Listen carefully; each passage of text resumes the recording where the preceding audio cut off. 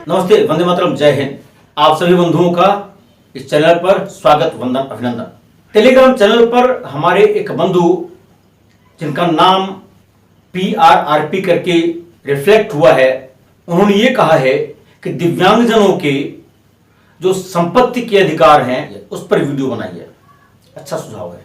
हालांकि इस पर एक वीडियो हमने डाली थी, लेकिन आपका आदेश है, इसलिए अपने को हम वंचित नहीं कर सकते।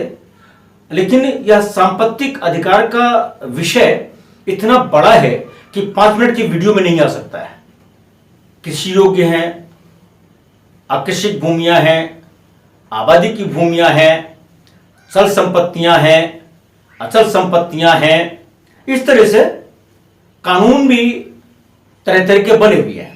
अब उन कानूनों को दिव्यांगजन अधिकार कानून की दृष्टि में जब हम देखते हैं तो यह विषय और विस्तृत हो जाता है। लेकिन यह वीडियो आज इंट्रो के रूप में है। UNCRPD यह व्यवस्था करता है कि दिव्यांगजन को संपत्ति धारण करने का मानवाधिकार है। सभी इससे सहमत होंगे कि अगर अपवादों को छोड़ दें तो 98% दिव्यांगजन ऐसे हैं जो गरीब हैं, मार्जिनलाइज्ड हैं। और ऐसे जो गरीब लोग हैं, मार्जिनलाइज्ड हैं, जो कृषि योग्य भूमि होती है, आबादी की भूमि होती है, यह उनके जीवन यापन का सहारा तो होती ही है, साथ ही उनका एक तरह से सांकेतिक रूप से स्टेटस सिंबल भी रहता है। उनकी मानवीय गरिमा को भी बढ़ाता है, उनके सम्मानजनक जीवन जीने के अधिकार को बढ़ाता है। यानी आर्टिकल 21 से जुड़ा हुआ है भारतीय संविधान के। दिव्यांगजनों को सबसे बड़ी समस्या क्या होती है? विवाह की। कोई उनसे विवाह नहीं करना चाहता था, और जब विवाह नहीं करना चाहता था, संतानें होने का सवाल ही नहीं होता। आज तक लोगों में भावना यही है, अरे कौन है, इनकी संपत्ति तो अपनी ही है। यहां तक कि अगर विवाह कोई करने को तैयार भी हुआ तो उस परिवार के लोग ही विवाह ना होने पाए, संतानोत्पत्ति ना हो, इसलिए तरह तरह के षड्यंत्र किया करते थे।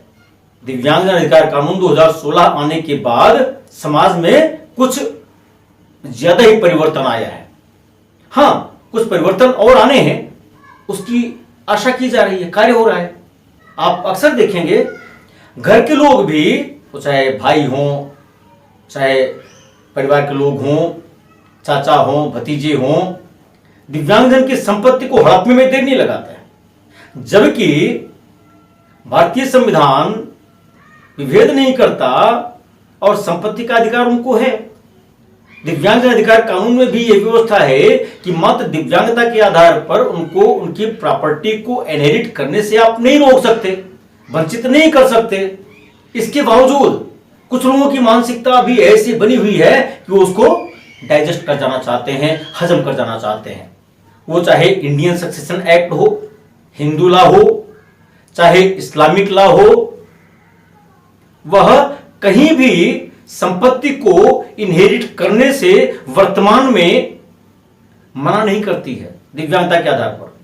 अगर कोई दिव्यांगजन अधिकार कानून की दृष्टि में मानसिक रोग से संबंधित है या इंटेलेक्चुअल डिसेबिलिटी की जो कैटेगरी उससे संबंधित है, तो उनके अभिभावक के माध्यम से उनको सारे अधिकार मिलते हैं।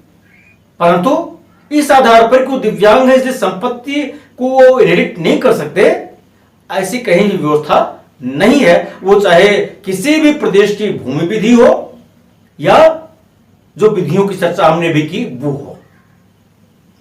चल संपत्तियों के बारे में भी यही है। हां, समाज में ऐसे दृष्टांत हैं कि उनके परिवार के लोग ही उनको हिस्सा नहीं देना चाहते, उनको घर से बाहर निकाल देते हैं। कई सारे मामले तो मेरे संज्ञान में भी हैं। अगर आप बात करिए तो उस दिव्यांग के साथ मारपीट की जाती है। ऐसे ही परिवार के लोग हैं, एक प्लान बना के चलते हैं कि अगर दिव्यांगजन को परिवार है, उससे बेटी बेटियां ही हैं, तो किस तरह से इनकी संपत्ति हड़प कर ली जाए। यह भी एक सवाल है। दिव्यांगजन के पास गरीबी के नाते और यूं कह लीजिए कि कुछ मामलों में कमजोरी होने के नाते झगड़ा नहीं कर सकते। वो कानून की शरण लेते लेते कानून की तकनीकियां हैं कि जिंदगी उनकी गुजर जाती है। लेकिन ऐसा नहीं है कि रेमेडीलेस है, स्पेशल कोर्ट्स भी आ गई हैं, वहां से भी उनको कई मामलों में सुविधाएं मिल जाती हैं।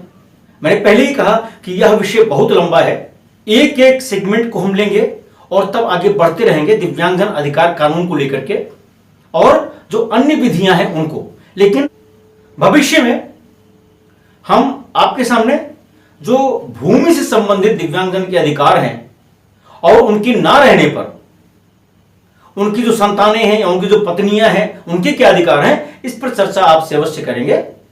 आज की बात यहीं तक। बहुत बहुत धन्यवाद। वंदे मातरम। जय हिंद।